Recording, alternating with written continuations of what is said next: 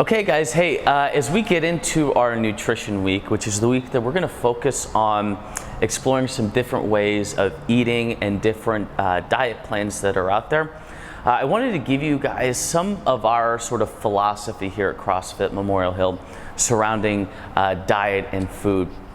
And we just have some really simple principles that we follow with everything, regardless of how you choose to eat. So here are some of our principles and how those lay out. Whatever diet or eating plan you choose, we do not like that to have an end date. So I like to think of like the 20 or 30 year rule. However you choose to eat, or whatever kind of foods you choose to eat, that you're able to make adjustments from within that year after year after year. So as your activity level changes, as your lifestyle changes, as your family changes, you're able to take those same principles and apply those for forever.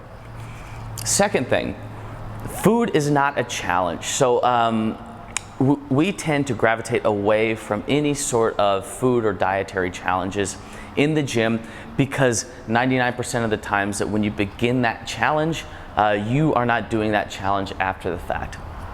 Now, if you've never experienced eating whole, delicious, healthy foods before, this could be a good excuse to kind of get you in there.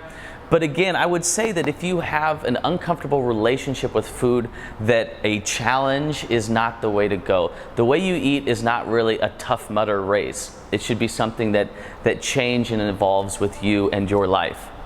Third, it should be tasty. You should enjoy food. It's really how we express ourselves culturally amongst our friends and with our family. And these are great social anchor points for us. So food should be tasty, the experience of food should be tasty, and you should enjoy the time with it and bring that out into the open and share that with your friends and really have fun with the things that you're eating and maybe even learn a new skill in the kitchen. Fourth, your food should be fuel for your body. So meaning that wherever you are in your life, that you should fuel yourself accordingly. In the CrossFit world, one of the famous things that everybody always talks about is Rich Froning. In the middle of training, he would just go and drink these big glasses of chocolate milk. And a lot of 1 hour a day CrossFitters all of a sudden started to adopt that diet plan.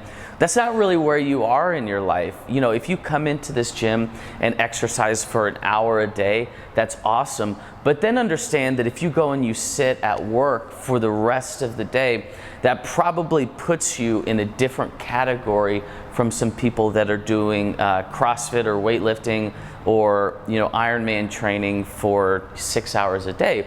It's just different.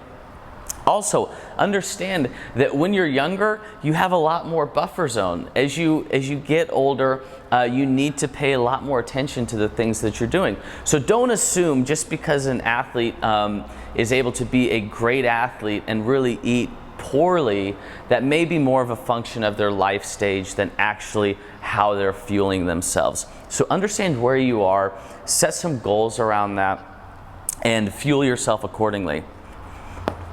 Fifth, your food should be incremental and adjustable. So we are not a fan of overhauling change tomorrow. There's a reason that we have a fundamentals program as it relates to exercise. I don't like to take people from 0 to 100. We like to incrementally build people's capacity up with exercise, and the same is true with your food and how you choose to fuel yourself. Additionally, whatever you choose should have some wiggle room that you are okay with emotionally. As we talked about before, life and food should be tasty and fun, and you should be able to enjoy a night out with your friends and go out to eat and not completely beat yourself up over it. So whatever you choose should have some wiggle room on either end of it, and you should be able to have fun with it.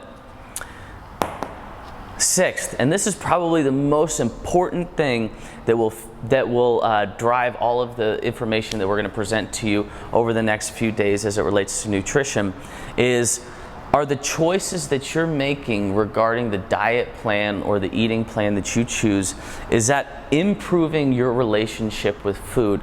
This is a really important question to ask yourself.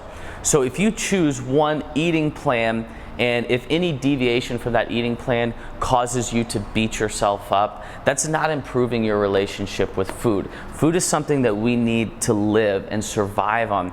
So we know that as we make these incremental and adjustable changes, that every change that you make should be driving you toward an improved relationship with your food and your fuel.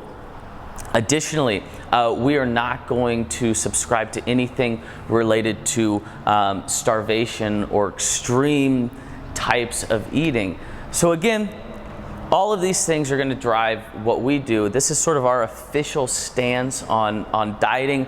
I know you guys would really like me just to tell you that everybody does paleo and that's what we do, but that's not realistic for everybody and their life goals. So again, always ask yourself, if what you're choosing is incremental and building you towards an improved relationship with your food.